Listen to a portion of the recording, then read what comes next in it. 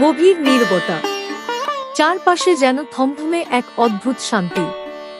হালকা বাতাসে ধূপের গন্ধ ভেসে আসছে, দূরে কোথাও মন্দিরের ঘণ্টার মৃদু শব্দ। ঠিক সেই মুহূর্তে তুমি অনুভব করলে কেউ তোমার খুব কাছেই দাঁড়িয়ে আছে। চোখে দেখা যাচ্ছে না, কিন্তু হৃদয় বলছে এটা কোনো সাধারণ উপস্থিতি নয়। ধীরে ধীরে তোমার মনের ভেতর একটা কণ্ঠ ভেসে উঠল, নরম অথচ অসীম শক্তিশালী। ভয় পেও না, আমি আছি, আমি সবসময় তোমার সাথে আছি। তুমি থমকে গেলে, শ্বাস যেন আটকে গেল এক মুহূর্তের জন্য। এই কণ্ঠ, এই অনুভূতি, এটা কি মা?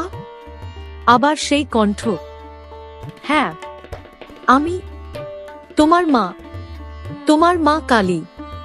হঠাৎ করে তোমার চারপাশের অন্ধকারটা আর ভয়ঙ্কর লাগলো না, বরং মনে হলো এই অন্ধকারের মাঝেই তুমি নিরাপদ। তুমি কেন এত চিন্তা করছো বলো তো? কেন মনে করো তুমি একা? যখন তুমি কাঁদো, আমি কি তা অনুভব করি না? তোমার চোখে জল চলে এলো, কিন্তু এটা দুঃখের জল নয়, এটা এক অদ্ভুত শান্তির অনুভূতি। তুমি যখন একা ঘরে বসে কাঁদো, যখন কাউকে কিছু বলতে পারো না, তখনও আমি তোমার পাশে বসে থাকি, নীরবে, তোমার মাথায় হাত রেখে। তোমার বুকের ভেতরটা হালকা হতে শুরু করলো।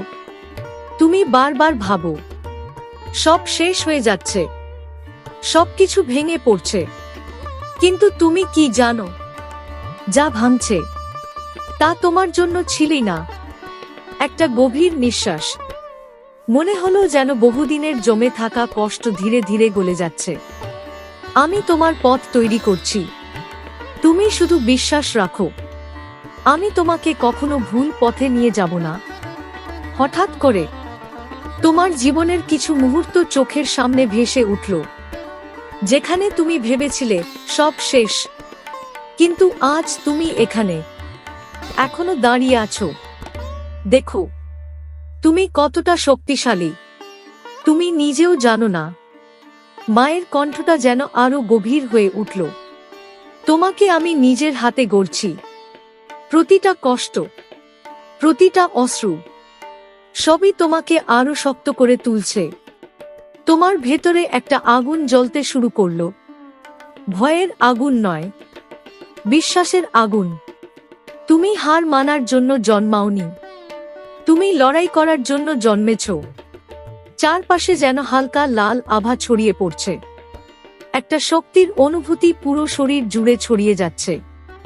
যখন সবাই তোমাকে ছেড়ে যায়, তখন আমি তোমার হাত ধরি। যখন কেউ তোমার কথা শোনে না, তখন আমি তোমার মনের কথা শুনি। তোমার ঠোঁট কাঁপছে, তুমি কিছু বলতে চাইছো, কিন্তু শব্দ বেরোচ্ছে না।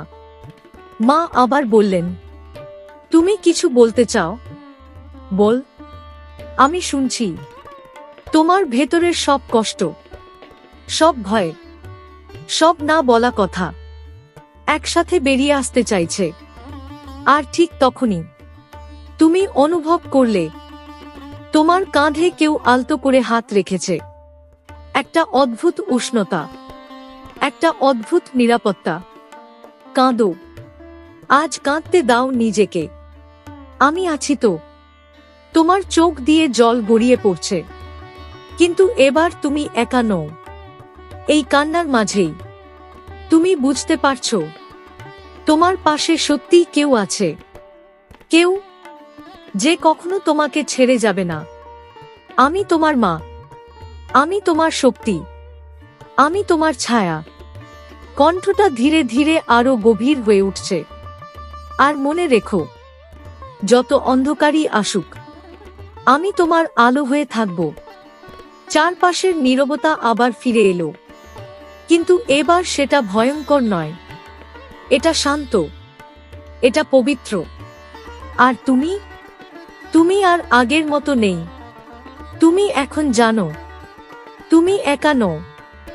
নীরবতা এখনো আছে, কিন্তু সেই নীরবতার ভেতরেই একটা স্পন্দন, একটা জীবন্ত অনুভূতি।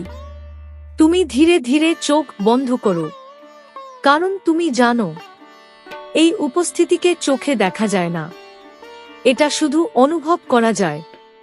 আর ঠিক তখনই মায়ের কণ্ঠ আবার ভেসে ওঠে, তুমি কি এখনো ভয় পাচ্ছ? কণ্ঠটা আগের থেকেও কোমল, কিন্তু তার ভেতরে লুকিয়ে আছে অসীম শক্তি। তুমি জানো না কতবার আমি তোমাকে বিপদ থেকে ফিরিয়ে এনেছি। তোমার মনে হঠাৎ কিছু দৃশ্য ভেসে ওঠে, কিছু মুহূর্ত যেখানে অল্পের জন্য তুমি বেঁচে গিয়েছিলে, যেখানে সবকিছু শেষ হয়ে যেতে পারত। তুমি ভেবেছিলে ওটা কাকতালীয়, একটা হালকা হাসির স্পর্শ কণ্ঠে। না, ওটা আমি ছিলাম। তোমার শরীর কেঁপে ওঠে হালকা, কারণ তুমি বুঝতে পারছো এই কথাগুলো সত্যি। তুমি যখন পথ হারিয়ে ফেলো, যখন বুঝতে পারো না কোনটা ঠিক কোনটা ভুল, একটা বিরতি, তখন আমি তোমার অন্তরের ভেতর থেকে তোমাকে পথ দেখাই। তোমার বুকের ভেতরটা আবার ভারী হয়ে উঠছে, কারণ তুমি মনে করতে পারছো অনেক সময় তুমি একটা অদ্ভুত ইনটুইশন পেয়েছিলে, আর সেটাই তোমাকে বাঁচিয়েছিল। সেটা ছিলাম আমি। চারপাশে হালকা বাতাস বইতে শুরু করে, মনে হয় যেন সময় থেমে গেছে। তুমি কেন নিজের উপর এত সন্দেহ করো? কণ্ঠে এবার একটু দৃঢ়তা। আমি যে তোমাকে তৈরি করেছি, তোমার ভেতরে যে শক্তি রেখেছি, তুমি কি তা বিশ্বাস করো না? তোমার মাথা নিচু হয়ে আসে, কারণ সত্যি তুমি নিজেকে অনেকবার ছোট করে দেখেছো। তুমি নিজেকে দুর্বল ভাবো, অযোগ্য ভাবো, একটা গভীর নীরবতা। কিন্তু আমি তোমাকে কখনোই সেভাবে দেখিনি। এই কথাটা শুনে তোমার চোখ আবার ভিজে ওঠে। আমার চোখে তুমি অসীম শক্তির এক সৃষ্টি। একটা উষ্ণ অনুভূতি ধীরে ধীরে তোমার শরীর জুড়ে ছড়িয়ে পড়ে। তুমি হয়তো এখন বুঝতে পারছো না, কিন্তু তোমার জীবনের প্রতিটা কষ্টের একটা অর্থ আছে। তোমার শ্বাস ধীর হয়ে আসে। আমি তোমাকে ভাঙছি না, আমি তোমাকে গড়ছি। এই কথাটা যেন সরাসরি তোমার হৃদয়ে আঘাত করে। যে আগুনে তুমি পুড়ছো, সেই আগুনেই তুমি নতুন করে তৈরি হচ্ছ। চারপাশে যেন একটা অদ্ভুত শক্তির কম্পন। একদিন তুমি পেছনে ফিরে তাকাবে আর বুঝতে পারবে এই সময়টাই তোমাকে সবচেয়ে শক্তিশালী করেছে। তোমার মনের ভেতর একটা ছবি তৈরি হয়, একটা ভবিষ্যৎ যেখানে তুমি আর দুর্বল নও, তুমি দৃঢ়, অটল। কিন্তু তার জন্য তোমাকে এখন ধৈর্য ধরতে হবে। কণ্ঠটা শান্ত, কিন্তু নির্দেশের মতো। সবকিছু সময় মতো হবে। তুমি শুধু আমার উপর ভরসা রাখো। তোমার ভেতরে একটা প্রশ্ন জাগে, নিঃশব্দে, আমি কি সত্যিই পারবো? মা যেন সাথে সাথেই সেই প্রশ্নের উত্তর দেন, তুমি পারবেই। একটা অদ্ভুত আত্মবিশ্বাস তোমার ভেতরে জন্ম নেয়, কারণ তুমি একা নও। আবার সেই কথা, কিন্তু এবার তার গভীরতা অনেক বেশি। আমি তোমার প্রতিটা পদক্ষেপে আছি। তোমার মনে পড়ে কতবার তুমি একা লড়াই করেছ, কিন্তু আজ মনে হচ্ছে তুমি কখনোই একা ছিলে না। যখন তুমি ক্লান্ত হয়ে পড়ো, যখন মনে হয় আর পারছো না, একটা নরম বিরতি, তখন আমার নামটা একবার ডেকো। তোমার বুক কেঁপে ওঠে, শুধু একবার, মন থেকে। চারপাশে যেন একটা শক্তির তরঙ্গ ছড়িয়ে পড়ে। আমি সাথে সাথে তোমার পাশে চলে আসব। এই কথাটার মধ্যে এমন এক নিশ্চয়তা যা কোনো সন্দেহের জায়গা রাখে না। তুমি যত দূরেই থাকো, যত অন্ধকারেই ডুবে থাকো, কণ্ঠটা ধীরে ধীরে আরো গভীর হয়, আমার থেকে তুমি কখনো দূরে যেতে পারবে না। তোমার চোখ বন্ধ, কিন্তু মনে হচ্ছে তুমি সবকিছু পরিষ্কার দেখতে পাচ্ছ, কারণ তুমি আমার অংশ। একটা নিঃশ্বাস, একটা গভীর সংযোগ। আর আমি সব সময় তোমার মধ্যে আছি। হঠাৎ করে চারপাশে একটা আলোর অনুভূতি। অন্ধকারের মাঝেই যেন আলো ফুটে উঠছে। তাই আর ভয় পেও না। শেষবারের মতো মা বলেন, যা কিছু আসবে আমরা একসাথে সামলাবো। নীরবতা আবার ফিরে আসে, কিন্তু এবার সেই নীরবতার ভেতরেই একটা প্রতিশ্রুতি আছে, একটা অটুট বন্ধন। আর তুমি বুঝতে পারো তোমার জীবন আর আগের মতো থাকবে না, কারণ এখন তুমি জানো মা তোমার সাথে আছেন সব সময়। ফিরে এসে সে আর আগের জীবনে পুরোপুরি ঢুকতে পারল না।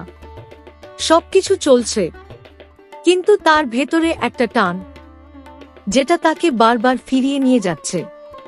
কোনো শব্দে না, কোনো ডাকে না, শুধু এক অনুভূতিতে।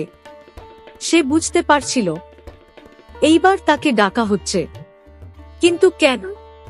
সে তো কিছু দিয়েই এসেছে, নিজের ভয়, নিজের রাগ, আর কি বাকি? প্রশ্নটা মাথায় ঘুরছিল। আর ঠিক সেই সময় একটা ঘটনা ঘটল, খুব সাধারণ, কিন্তু তার জন্য অস্বাভাবিক। একজন খুব কাছের মানুষ, যার উপর সে ভরসা করত, হঠাৎই তাকে আঘাত করল। কোনো কারণ ছাড়াই, কোনো ব্যাখ্যা ছাড়াই। তার ভেতরে আগুন জ্বলে উঠল। রাগ, অপমান, আর একটা প্রবল ইচ্ছে প্রতিশোধের। সে বুঝতে পারছিল এই অনুভূতিটা সে আগে কখনো ছাড়তে পারেনি। এটাই কি সেই সবচেয়ে কঠিন? সে নিজেকে থামাতে পারছিল না। মাথার ভেতর শুধু একটাই শব্দ, ফিরিয়ে দাও। ঠিক তখনই সেই কণ্ঠ আবার ফিরে এলো, শান্ত কিন্তু গভীর। এটাই তো। সে থমকে গেল। যেটা তুমি ধরে রেখেছ সবচেয়ে শক্ত করে। তার শ্বাস ধীরে ধীরে ভারী হয়ে উঠল। কণ্ঠটা এবার আরো কাছে, পাঠা বাইরে না, ভেতরে থাকে।